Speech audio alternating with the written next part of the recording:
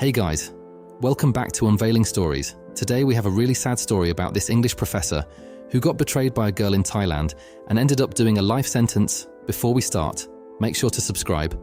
Let's get to 100 subscribers. Without further ado, let's get into today's story. Hey, this is an extremely sad story about a man I met when I first started visiting Thailand. And his tale of woe. It was 2007, and I came to Thailand with a group of fellow Aussies to watch the Asian Cup of football.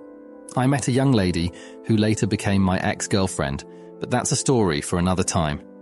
One day, my girlfriend and I had a coffee at a nice coffee shop in our local mall. It was here that I met Professor John. John was an English professor at a major Thai university, and he had lived in Thailand for many years. He warned me many times to be wary of the bar girls. Little did I know that a normal Thai lady was to be his downfall. So one day I called John to meet for a coffee, and this stunning girl turned up at the coffee shop looking for him. He introduced me to her. This is Lek, and he told me that she was one of his star students. She had come along to practice her English conversation. About a year later, John asked me if I remembered his student Lek. I said, how could I forget? She was stunning. John then told me he was going away to Hong Kong with her. I told him that I didn't even know they were an item, and he said they weren't. However, Lek needed to go to Hong Kong and needed him to go with her. Later on, John told me that they were to pretend they were married, and for his trouble, she would pay for his flight and accommodation. All he needed was to bring his own spending money. I told him that this sounded a bit weird. He said he had an idea why she wanted to go to Hong Kong and why they were to pretend they were married. I told him I hoped he knew what he was doing, but there is no such thing as a free holiday. For the next 4 weeks, they rehearsed all private information that only their partner would know, such as birth dates, likes, dislikes, where they met, and so on. When they got married, etc., so the big day arrived, they were leaving at 6 p.m. John and I met for coffee as we had done every Friday for the 3 years previously that I knew him. I asked him one last time if he knew what he was doing and if he was sure that he was 100% sure that all would be okay.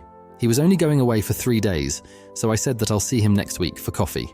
When he returned, I asked John how it all went. He said that they got questioned at both Bangkok and Hong Kong airports, but just the usual stuff, where they married, how long, why they were in Hong Kong, etc. I then again questioned John, and he came clean. He told me that Lek had told him that her family had a huge debt because her brother had had an accident. He was drunk and had killed someone with his car in their hometown, and that they needed the money. One of Lek's friends told her that she could earn big money if she went to Hong Kong selling her wares. I asked John, I didn't know she was that type of girl. He responded, she wasn't, and that this was the first time she had done this, and that her family really needed the money. I guess you do what you got to do. For the next 3 months, John and I met every Friday for coffee, as we had done for years. I arrived one Friday, but John failed to appear. I just thought that he'd got caught up or he was busy and forgot to call or message me, that he was a no-show. I tried calling him, but his phone was switched off. Strange, as John was very punctual and would always let me know even if he was a minute late. On the following Tuesday, I received a strange call from the Australian embassy, asking me to go there to meet up with an Australian embassy official. My first thoughts were that John had been in an accident or was in the hospital, even possibly dead. When I got to the embassy, the official told me that John had been arrested by Thai police under instructions issued by Interpol. I was shocked. What had he been charged with? You could imagine my face when the response was human trafficking. My jaw had hit the ground. Human trafficking? When? Who? I was confused. Anyway, John had given me as a contact, and the embassy official asked me many questions about John. It then dawned on me that even though we had coffee every Friday for years, I really didn't know much about him. I didn't know any contacts for him in Australia. No brother, sister, parents. I didn't even know his actual address in Thailand. The embassy official asked me if I would like to attend Klong Prem prison with her and see him. I evolved when I moved to Thailand to never end up in a Thai prison, but I decided to go as John needed me. Klong Prem is not a very nice place. It's rather eerie, and there was a musty odour about the place. To say that I was scared and nervous was an understatement. Anyway, we were ushered into a room, and then, after 15 minutes, John came in. He appeared scared and confused and had shackles around his ankles. What happened? I asked, and he said that, according to Interpol, Lek had been arrested working in an illegal brothel, and when questioned, she had told the Hong Kong police that John told her that they were going on holiday to Hong Kong, and once there sold her to the triads. John then told us that once they got through Hong Kong customs, there was a Chinese man waiting for Lek, and that was the last that he had ever seen or heard from her. Over the next 18 months, John had numerous court dates, and in Thai, and both of us never knew what the heck was going on. John's lawyer stated that if we had money in the millions of baht, that John could get a lesser sentence or even have the case dropped. But John said that both his parents were dead and that his sister in Sydney didn't have that kind of money.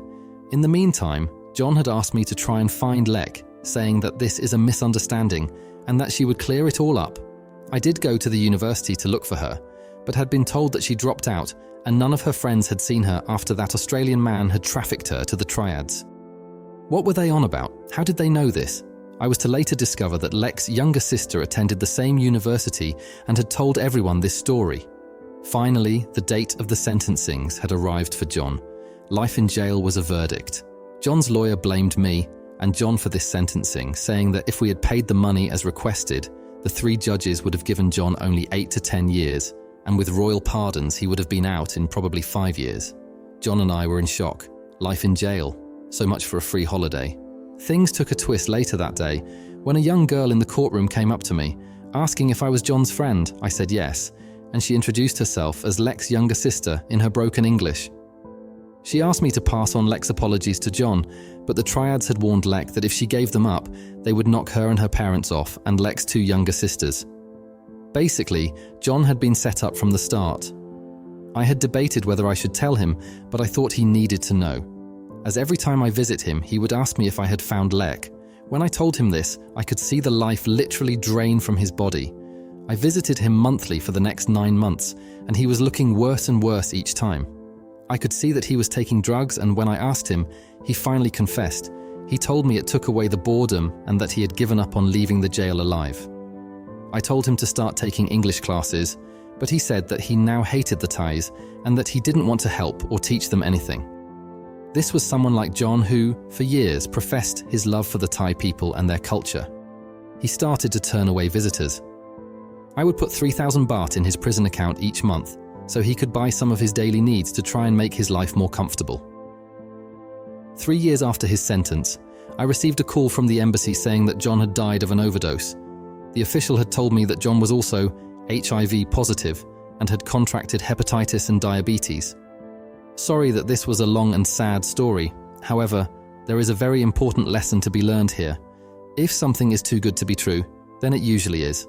Maybe John thought that Lek actually liked him, or the thought of a free holiday inspired him, but that moment of madness ended up costing him his life.